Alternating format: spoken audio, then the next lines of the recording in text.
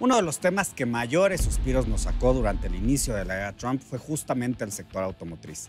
Será también uno de los tópicos más importantes en la renegociación del Tratado de Libre Comercio. Por ello invitamos hoy a la billetera a Guillermo Rosales, quien es director general de la AMDA. Bienvenidos.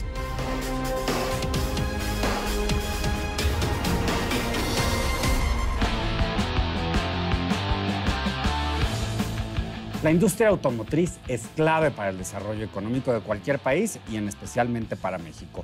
También lo es para la renegociación del Tratado de Libre Comercio con América del Norte. Por eso invitamos hoy en la billetera a Guillermo Rosales, quien es director general de la Asociación Mexicana de Distribuidores de Automotores. Bienvenido, Guillermo. Muchas gracias. Guillermo, qué bueno que estás con nosotros. Muchas gracias. Gracias, Mauricio. Oye, pues hay un tema candente, ¿no? Con los Estados Unidos. Donald Trump empezó pues diciendo que se iba a llevar a las automotrices americanas con los empleos para allá. No tanto, que las iba a traer, ¿no? Bueno, en este caso hay que disociar de lo que han sido las expresiones del señor Trump desde la etapa de campaña electoral y los días previos a su toma de posesión y ya en estos poco más de 100 días como presidente. Ha habido mucho ruido, muchos regaños a las empresas. Ya hasta corrieron a Macfields que invierten en México y con foco en la industria automotriz. ¿Por qué esa atención a los vehículos producidos en México?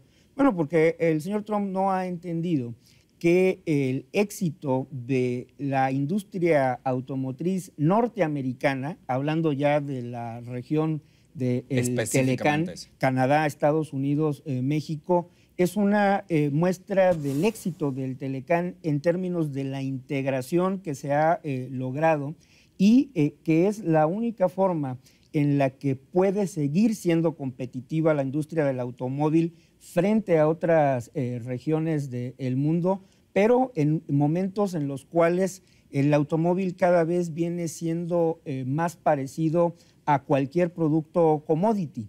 Los márgenes de utilidad en los vehículos cada vez son menores, la competencia es extrema, los adelantos tecnológicos se dan a un ritmo que difícilmente soporta la recuperación de la inversión si no tienes alineados tus costos y tu productividad de tal suerte que permita al negocio seguir floreciendo. Y esto se ha logrado justamente ubicando las plantas de producción de autopartes y las plantas manufactureras ensambladoras de vehículos en México. Ahora, aprovechando esta respuesta, platícanos cuántas plantas hay establecidas y de dónde es originaria la inversión. Porque puede haber, por ejemplo, tenemos 3 armadoras norteamericanas, japonesas, coreanas, pero cuando uno piensa también en toda la red de componentes, ¿no? Las autopartes, llega a ser el doble de la industria de armado y el valor agregado es muy alto. Muy alto y en este sentido... ¿Por qué no nos das las cifras duras? Mira, en lo que tiene que ver, por ejemplo, con la producción de vehículos, llegamos ya el año pasado a 3.6 millones de unidades ensambladas en nuestro país.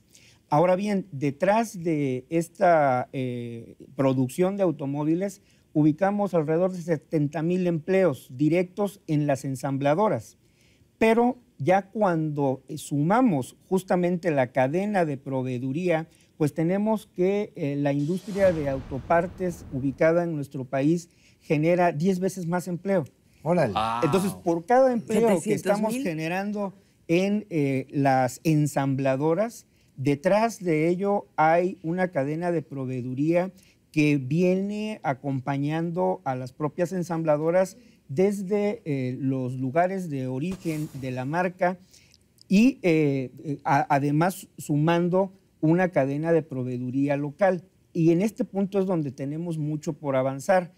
Como ustedes saben, sigue siendo bajo en términos de la participación el valor agregado mexicano. Estamos hablando de un promedio de un 35% del valor de un vehículo ensamblado en México que que se origina en nuestro país. ¿Y a Hablando cuánto de términos deberíamos de promedios. aspirar? Porque Bueno, 35 es poco, pero ¿cuál es lo ideal? En una comparativa, y esto es algo que desconoce o no hace suficiente caso el señor Trump, de este 35% que se agrega de valor en México a un vehículo manufacturado en México, un 40% viene De la región norteamericana. de Estados Unidos.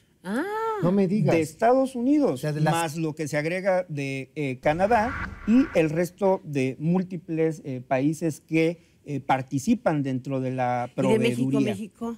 35%. 35%. Si tú tienes, voy a hacer un ejemplo y ojalá me lo puedas explicar porque yo todavía no le entiendo a esto. Si tú tienes un vehículo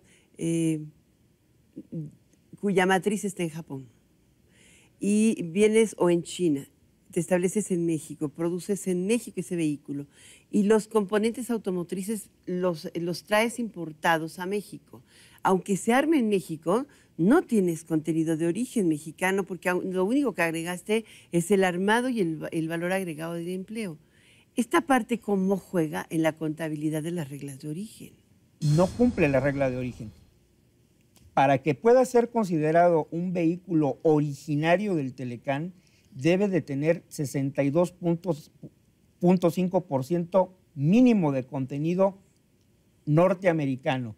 Y el ¿Y si método no paga arancel diferente? es correcto, si no, no tiene los beneficios Se va de arancel. poderse comerciar ¿Y cuánto con exportamos de lo 0% que de arancel. producimos? No, lo que estamos exportando del total de la producción es el 82%. La De mayoría. los 3.6 millones de vehículos que se ensamblan en México, 82% va destinado a la exportación. Ahora Wow. bien, de ese 82% que estamos exportando a más de 40 países en el mundo, hay que tener claro que el 85% se destina a la región Telecán. Casi 77% a Estados Unidos y un 7% a Canadá. En ese sentido, capítulos que no existían. Algo que ya existe son los autos autónomos. El futuro del auto está cambiando muy rápido y está conectado a Internet, ya traes muchas cosas. En ese cambio tecnológico, ¿qué posibilidades hay de mejorar la integración regional? Pero ¿a qué no nos debemos de cerrar para lograr ese futuro del automóvil? Y a ver si tocas por ahí lo de la homologación regulatoria, porque a veces te piden una regla en Estados Unidos, otra regla en Canadá, otra regla en México, y la fabricación y la venta se vuelve una locura para los armadores. Totalmente, y si a eso le agregas que tenemos comercio con Europa, con Sudamérica, con Asia, y que hay diferencias en el contenido de La reglas cosa se de origen, complica. se complica. Yo creo que debemos de tener una apertura para apostar en esta modernización del Telecán que nos permita algo como es el comercio electrónico, que no existía hace 25 años. Y también ir prefigurando todo lo que tiene que ver con los autos del futuro, que está a menos de Ya en 10 el años presente. Está de aquí llegarnos, enfrente. el auto autónomo eléctrico, y que En el lo 2010. resumimos como una tendencia hacia un vehículo cero emisiones, cero accidentes, cero propiedad, ¿no? Como una tendencia, no estoy diciendo que vaya a Cero desaparecer. propiedad.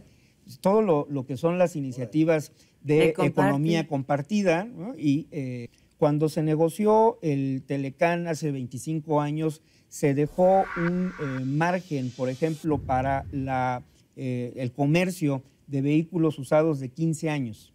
Únicamente se estableció ese mismo plazo de desgravación para el maíz por el significado que tiene Ujú, en claro. nuestra cultura y en nuestra política y en nuestra economía. En el caso de los vehículos, el plazo para vehículos usados se estableció tan largo para dar tiempo a que se homologaran las regulaciones Interesante. en términos de emisiones contaminantes, en términos de las especificaciones de los vehículos De y las también de la condiciones seguridad, las físico-mecánicas. condiciones físico-mecánicas. Han transcurrido 25 años de esa negociación, ¿Y qué pasó? 23 de la entrada en vigor del tratado, y es el momento en que en México no tenemos un sistema de inspección técnica vehicular, no existe una norma oficial mexicana de condiciones físico-mecánicas. Esto es uno de los retos de la industria automotriz frente a el Tratado de Libre Comercio de América del Norte. Pero también la AMDA ha mencionado que el riesgo no está en esa negociación, sino acá. No, ¿Cuáles son esos riesgos? Mira, además de esto. Esto es muy importante porque como mexicanos, como gente que está preocupada por el futuro, ustedes lo percibieron al inicio del año, o desde que supimos en noviembre que el señor Trump había ganado las elecciones, como en muchas mesas de discusión de tipo familiar, laboral, etcétera, cundía ese ánimo, permítanme la expresión, de apanicamiento, ¿no?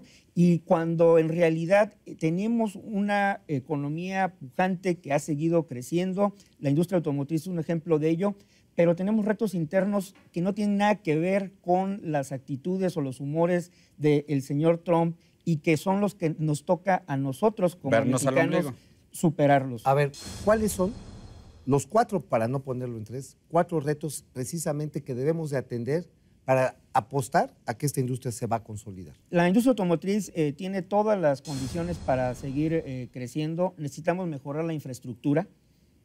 Ha sido tal el éxito de nuestra industria automotriz que estamos demandando mayor capacidad en puertos, en aduanas, ferrocarriles, autopistas, todo lo que tiene que ver con logística, seguir apostando a que realmente se den los resultados de la reforma educativa para que aprovechemos el bono demográfico y tengamos ingenieros y técnicos mucho mejor preparados que disminuyan los costos de incorporación a la planta productiva y también tener una disminución en todo lo que son los costos derivados del pobre Estado de Derecho que tenemos en nuestro país. ¿Cómo cuánto estimas que es el costo de eso? Mira, no tengo el dato, pero es muy, muy alto y no únicamente en términos de los pesos que se dejan o que se pierden, por ejemplo, por un bloqueo en una vía de ferrocarril que comunica a Lázaro Cárdenas con el Bajío. Sino por el robo del vehículo. Sino por todo el retraso en la cadena de producción y también porque en el momento en el que se están planeando nuevas inversiones para poderse considerar hacerlas en México, esto es un factor que se toma en cuenta. Claro. Es decir, bueno, no vamos a cerrar lo que ya está porque hay toda una inversión, pero en el momento en escoger si la hacemos en el sur-sureste de Estados Unidos o las hacemos en México, este factor del Estado de Derecho es algo que también entra en la ecuación y eso nos toca a nosotros poder influir, poder hacerlo como mexicanos, más allá de si hay disposición o no del gobierno de Estados Unidos para tener una renegociación efectiva y benéfica del Telecán. Guillermo Rosales, muchísimas gracias por estar esta noche en La Billetera. Muchas gracias, Alicia. Ha sido el director general de la Asociación Mexicana de Distribuidores Automotores. Y eso que no nos contó la cantidad de marcas que se distribuyen en México. En el mercado interno es otra cosa. Gracias, Guillermo. Gracias.